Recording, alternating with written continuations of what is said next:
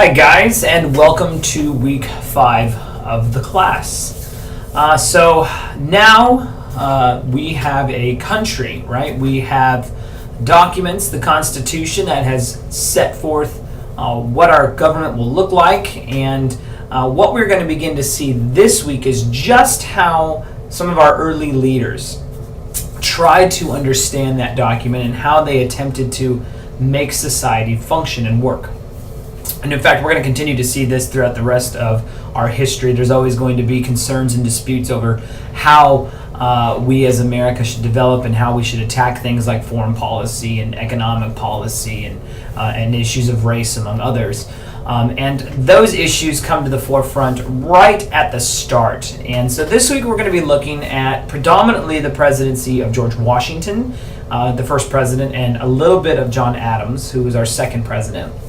And we're going to be looking at a bunch of different topics, but some of the things you need to be really aware of is that during the Washington administration, he is going to have to deal with both issues of domestic policy and foreign policy.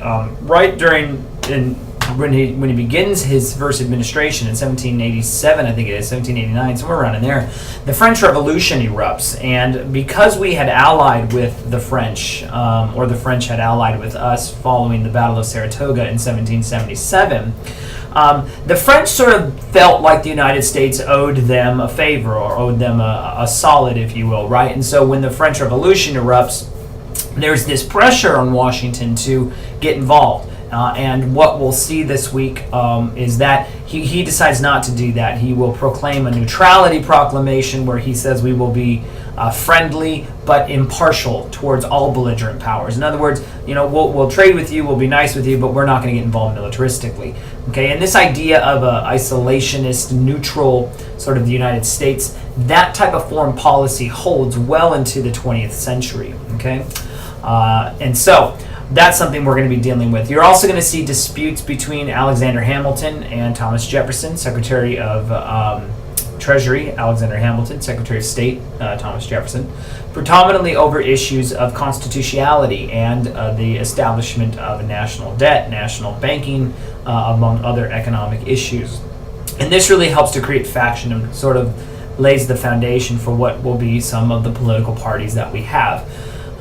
But there's a lot that goes on during Washington's administration. In addition to that, you've got a whiskey tax, which will result in a whiskey rebellion. During Adams's administration, you've got issues over concerns with immigration coming in, and they tended to be more pro-Jefferson, and Jefferson and Adams weren't the greatest of friends at this point, and so he's going to pass something called the Alien and Sedition Acts.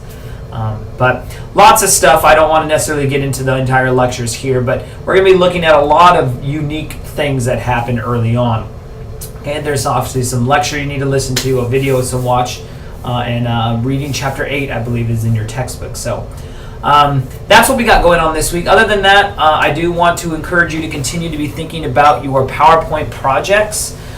Be sure to read the directions carefully. You are selecting 2 events, or what have you, 2 topics, 2 events that had a significant impact on the overall development of the United States. So when you're thinking about selecting a topic, you want to think somewhat broader, somewhat bigger, something that's going to have a traceable path towards the event itself and the way that the U.S. sort of began to develop. And you can look at those in a number of different ways, culturally, economically, socially, politically, whatever. That's all laid out in your syllabus. But just make sure that you read that and that you begin working on that.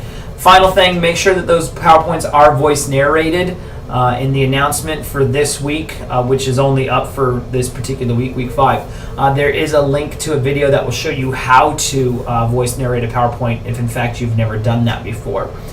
So make sure that you guys get that done. Otherwise, I think that's all I have for you. So, as always, go in peace, be warm and filled. May the force be with you. Live long and prosper, and may the odds forever be in your favor. All right, guys, have a blessed week.